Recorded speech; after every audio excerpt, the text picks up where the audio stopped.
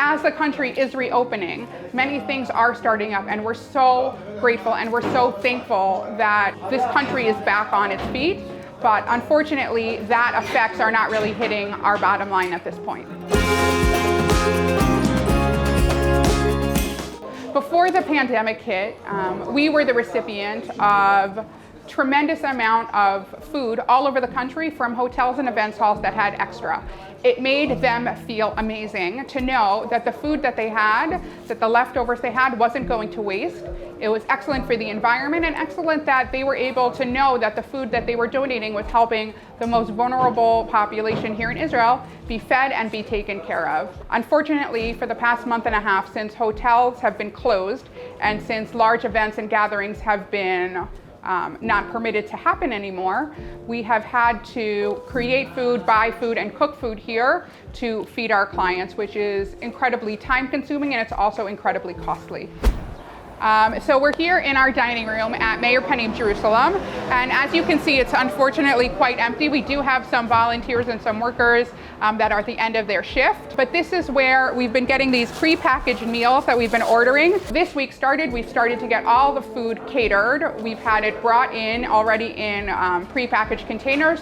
This is what a typical client would get. A meal, they have meatballs, rice, some vegetables, some bread, and they come in and they go to this table, which during our opening hours is in front of the door to make sure no one comes in, and we just hand them one of the meals so that they can get the food they need in a hygienic and safe way. We're also seeing still, even though in a lot of ways Israel is doing great with its virus response and many people are getting back to work, we're still seeing a threefold increase in the number of clients we're seeing around the country, and we're seeing still people that are in industries, tourism, restaurants that are still out of work that really need our additional helping hand. And some of them are over 70 and in a position in their lives where they don't feel it's safe to go outside and get the food they need. Or people that were relying on family members to bring them cooked meals, or to go to family members, or to go to restaurants, or to go out. For people that aren't able to get here, we have increased our Meals on Wheels in order to be able to get food to the people that need it most. So right now, the biggest challenge we're facing is we had a huge number of volunteers that were coming in here to help us cook food, to help us deliver, to help distribute. And because a lot of people have gone back to work, and because school is back this week, we've seen a reduction in the number of volunteers that are able to deliver our Meals on Wheels and to help us prepare food. As you can see, our space is quite narrow, and people need to keep seated 6 feet apart from each other. So right now, we don't think at any time soon we'll be able to have this room full of clients and people sitting in community. So we are just facing the new reality and trying to continue to serve our clients in a way that will continue to be safe for them by doing takeaway, by doing Meals on Wheels, and not planning on anyone sitting and eating in here for a very long time. Now more than ever, during this difficult time, when we're seeing an increased need and a decreased amount of food donations, we need your help.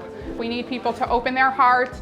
We need people that have the ability to come and volunteer, and we need people that have the ability to open up their wallets and help us financially. Because the work we're doing is so essential. We're serving as a safety net for the people that in this country that are the most vulnerable, and the more we can get, the more we can give them. Your support is so vital to our organization, and it's our goal to help build the connection between our two communities.